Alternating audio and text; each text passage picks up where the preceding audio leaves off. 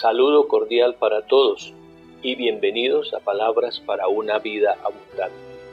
Hoy les quiero hablar de la verdadera demanda de la vida, porque normalmente nos quedamos cortos frente a las exigencias de la vida y eso lo expresamos en nuestras quejas. Nos sentimos que la vida es muy exigente, nos sentimos que somos como víctimas de la vida, que patinamos, que no somos capaces de afrontar con altura las cosas que tenemos que vivir, que nos sentimos muy necesitados.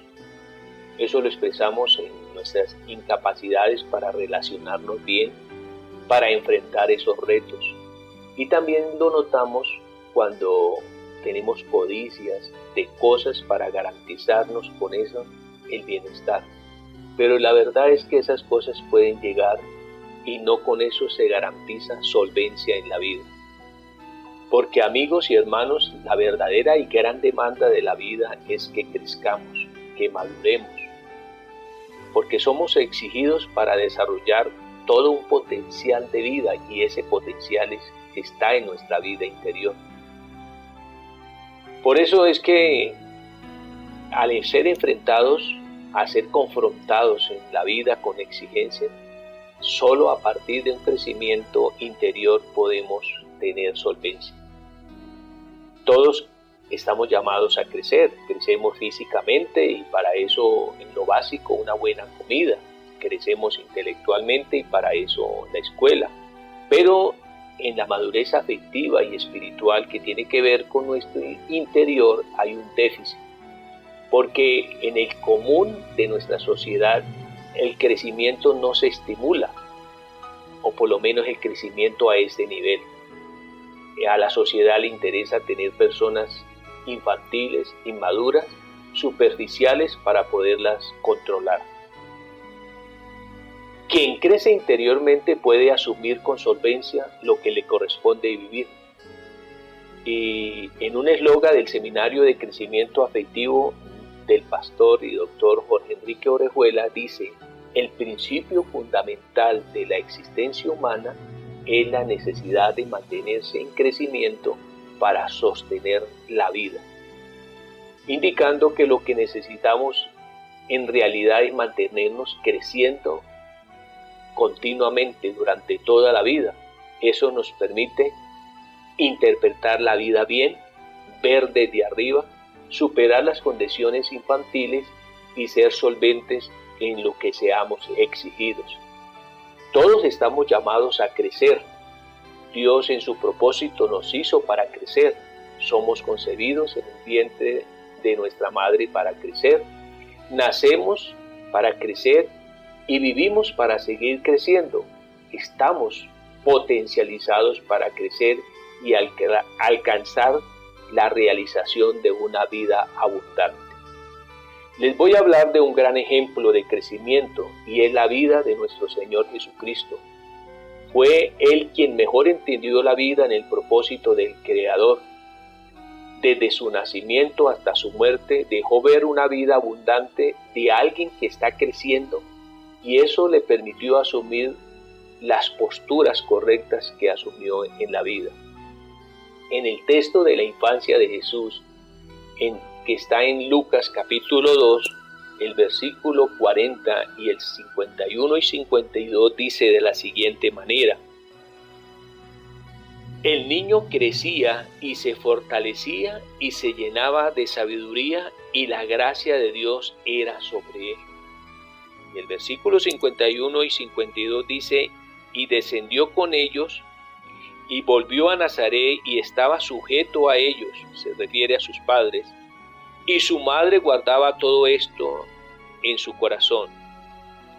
Y Jesús crecía en sabiduría y en estatura y en gracia para con Dios y para con los hombres. Es un crecimiento importantísimo y nos deja ver cosas bien interesantes al respecto del crecimiento de Jesús. Crecimiento que se ve cuando toma las posturas que después se convierten en nuestra salvación. Jesús, todos lo sabemos, es un genio, pero es un genio en especial para ir entendiendo la voluntad del Padre Eterno y vivir en el reino de Dios, que se convirtió en su tema de predicación. De manera que no es un crecimiento desordenado el que hace Jesús, sino un crecimiento en dirección a Dios y ubicándose en un orden jerárquico. Por ejemplo, él habla del respeto a sus padres. En algún momento de una de las conferencias de salud mental, el pastor Orejuela decía: Jesús no fue un genio anárquico, indicando que Jesús creció sometido en un orden y de una manera integral. Y como dice el texto, creció en sabiduría, en estatura, en gracia para con Dios y los hombres. Jesús creció siguiendo a sus padres, buscando los doctores de la ley para preguntar y escuchar, y sacando mucho tiempo para orar a solas. Ya en su ministerio público confirmó que la gran demanda de la vida es crecer, y crecer en Dios, porque de esa manera se administra la vida de tal manera que no sería esclavo de las condiciones de la sociedad infantil que le correspondió vivir.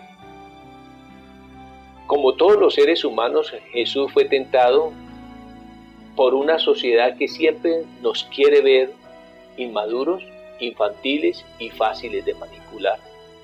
Jesús enfrentó todo un patrón sociocultural y religioso que oprime y contradice el pensamiento de Dios. Jesús pasó la prueba como un ciudadano normal, como un hijo de la época. Y esto lo encontramos en las expresiones del evangelista Mateo, que deja ver a Jesús actuando como alguien que ha crecido y madurado, que no se doblega ante las pruebas de la vida. Vamos a leer un texto donde Jesús acaba de ser bautizado y acaba de ser proclamado Hijo de Dios. Y antes de contarnos paso a paso todo el desarrollo de su ministerio, el evangelista presenta la postura de Jesús ante el tentador. Y se presentan 3 episodios con el único objetivo de apartar a Jesús de la voluntad del Padre. Y en esas condiciones Jesús dejó ver todo lo contrario, dejó ver de qué estaba hecho en su crecimiento. En Mateo capítulo 4, le leo los primeros 4 versículos que nos habla del primer episodio, que es como buscar un milagro fácil. Y dice: entonces Jesús fue llevado por el Espíritu al desierto para ser tentado por el diablo. Después de haber ayunado 40 días y 40 noches tuvo hambre. Y vino el tentador y le dijo: si eres hijo de Dios, di que estas piedras se conviertan en pan. Y respondió Jesús y dijo: escrito está, no solo de pan vivirá el hombre, sino de toda palabra que sale de la boca de Dios. Jesús tuvo hambre y deseó ver muchas cosas como el sustento de su vida.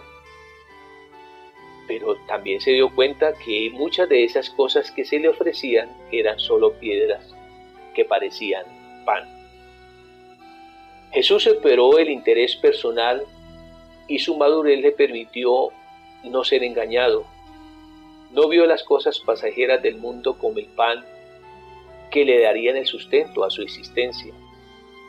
Quien no ha madurado normalmente ve así, ve el placer, las pasiones, los gustos, los sentimientos como el alimento vital, para llegar tarde o temprano a darse cuenta que solo son piedras que no alimentan ni dan sentido a la existencia.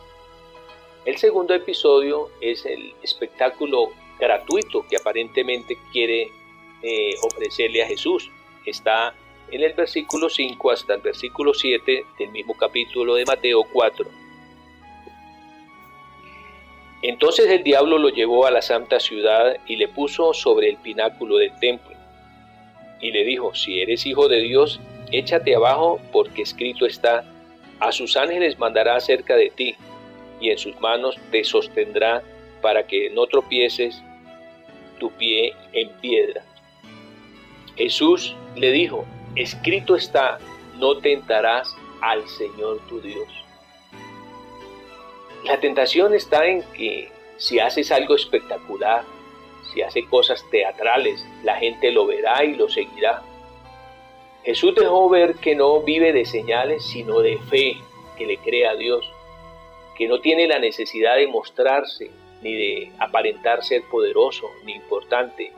No quiso impresionar para convertirse en alguien creíble. Aquí demostró una vez más su madurez. Y en el tercer episodio, que es la grandeza y el poderío económico, que está en el versículo 8 hasta el 10, dice: otra vez le llevó el diablo a un monte muy alto y le mostró todos los reinos del mundo y la gloria de ellos. Y le dijo: todo esto te daré si postrado me adoras. Entonces Jesús le dijo: vete, Satanás, porque escrito está: al Señor tu Dios adorarás y a Él solo servirás. Los reinos del mundo y la gloria de ellos, todo eso lo tendría en sus manos, con una condición: que se postrara a sus intereses. Jesús tuvo la suficiente capacidad de no ser engañado y dejó ver que si él aceptaba eso, viviría su vida doblegado. Jesús fue creciendo y fue siendo impactado por la grandeza del Padre. Por tanto, vio que esas tentaciones y exigencias en la vida eran cosas dirigidas a personas infantiles, personas que están hambrientas de figurar, de llamar la atención, de ser poderosos y de verse más importante que los demás. Cada episodio tiene el objetivo de, como les decía, de apartar a Jesús de la voluntad del Padre. Pero a esa altura de su vida había crecido y madurado lo suficiente para confiar en Dios, para ver la mentira que se esconde detrás de esas propuestas. Jesús nos enseñó que no necesitamos hacernos dueños de nada, ni tener poder, ni recibir aplausos. Solo necesitamos descubrir la vida desde la voluntad de Dios, y es que solo en Dios podemos lograr nuestro crecimiento válido. Hoy en Dios podemos lograr que nuestro crecimiento no se atrofie.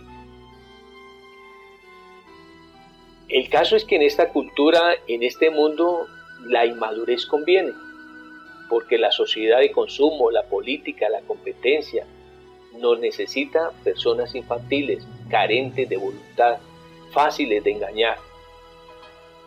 Si no crecemos, no tendremos entonces una vida abundante, y eso indica que nada podemos ser exigidos porque nada podemos soportar. Y eso se nota cuando vivimos rogándole a Dios y a las personas que nada malo nos pase, que nadie se nos oponga en el camino, porque no tenemos capacidad para soportar. El contraste está en la persona de Jesús, ese que el texto dice que crecía y se fortalecía, llenándose de sabiduría y en gracia para con Dios y los hombres. Ese ser humano nos dice que es posible crecer, que es posible llegar a una vida abundante, a una vida solvente. Y eso está en uno de los textos de la Biblia. En Juan capítulo 10, el versículo 10, él lo expresa de una manera muy contundente. Dice: el ladrón no viene sino para hurtar, matar y destruir. Y refiriéndose a él mismo, dice Jesús: yo he venido para que tengan vida y para que la tengan en la abundancia. El ladrón es todo aquello que nos engaña, que nos quita la paz, el gozo, que nos anula las posibilidades que Dios nos ha dado en este proceso de crecimiento. Es lo contrario de la vida abundante, es la no madurez, el no crecimiento, es la condición infantil. La vida infantil es una vida que termina demostrando sus características iguales. Su paz es infantil, es poco su amor, es poco su gozo, es poca su paciencia, es poca su claridad. En todo entonces nos quedamos cortos frente a lo que la vida nos exige.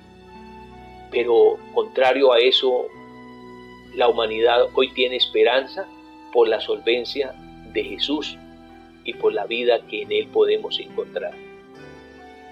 Usted se preguntará, ¿y cómo puedo crecer? La respuesta es: hagamos lo que hizo Jesús.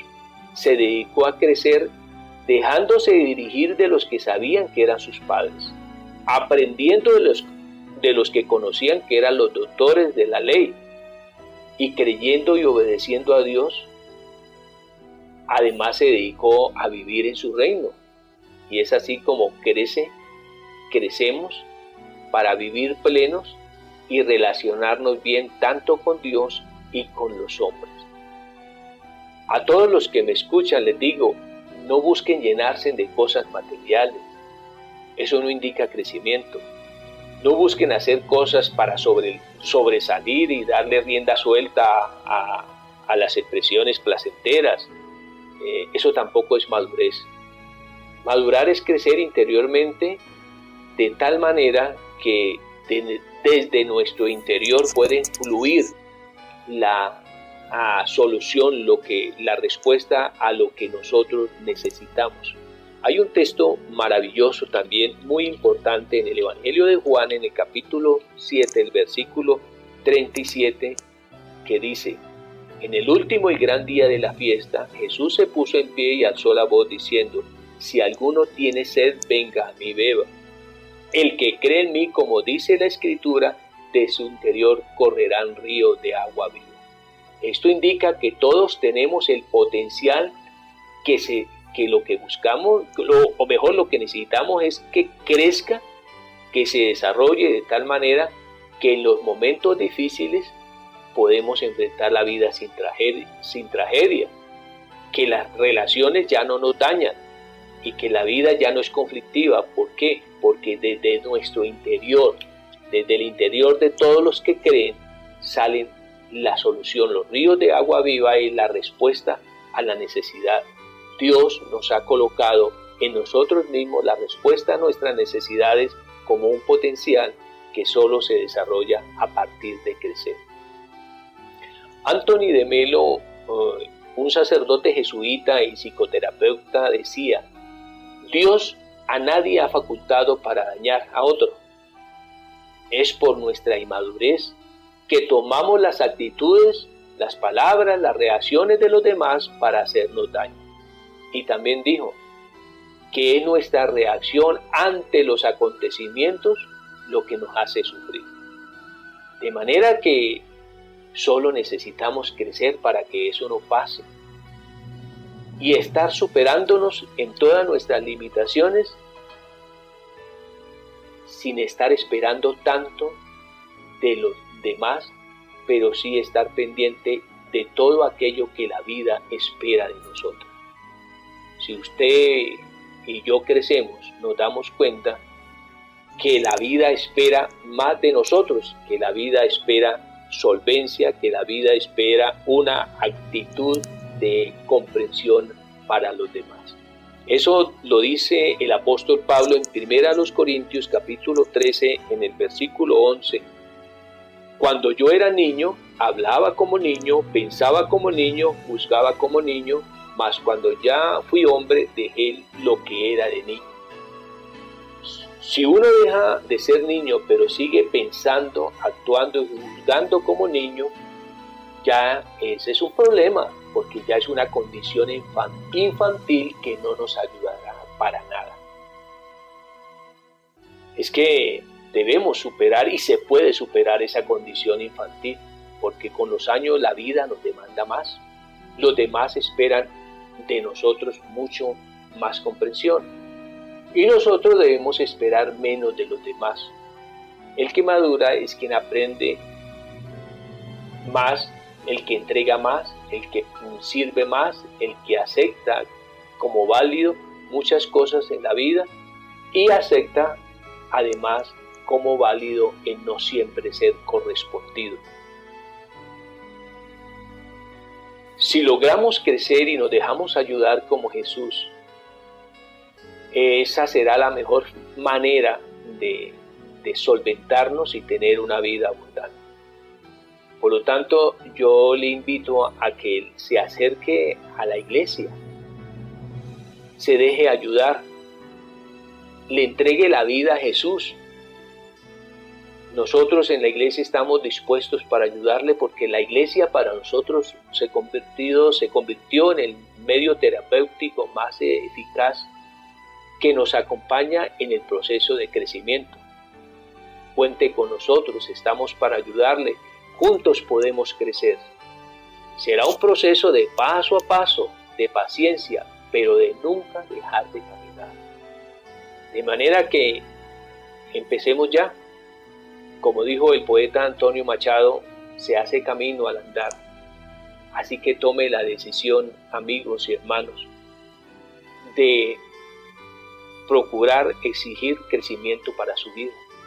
Lo que la vida nos exige no son cosas, no nos exige grandes hazañas, nos exige crecer, porque cuando crecemos veremos las cosas claras, veremos la vida como la ve Dios, como Dios quiere que la veamos. De manera que si toma usted la decisión de dedicarse a trabajar, de dejarse ayudar de la iglesia, contáctenos, que estamos dispuestos para ayudarle. Y si esa es su decisión, le voy a apoyar desde ya, y le voy a apoyar haciendo una oración por usted, y en la que le vamos a pedir a Dios que nos ayude, porque nosotros vamos a poner todo nuestro esfuerzo para crecer. Oremos. Padre nuestro, te doy gracias. Gracias por la oportunidad que me da de entender que la vida es un proceso de crecimiento y que en ti podemos crecer, que podemos superar los errores, las limitaciones, que lo que hoy fallamos mañana podemos acertar, porque en lo que ayer fallamos hoy estamos acertando. De manera que podemos crecer. Gracias, oh Dios, por darnos todo este potencial. Y gracias por darnos un espacio como la iglesia. Es un espacio terapéutico tan maravilloso que en lo personal me ha ayudado a crecer, que he visto a mucha gente crecer en la iglesia. Por lo tanto, te pido por todos mis amigos y hermanos que hoy deciden trabajar la vida en relación con su crecimiento. Te pido, Dios, que les ayude para encontrarse con la persona, con la iglesia, que les ayude a crecer con este medio salvador. En tus manos están estas personas, oh Dios. Gracias en Cristo Jesús. Amén. Amén.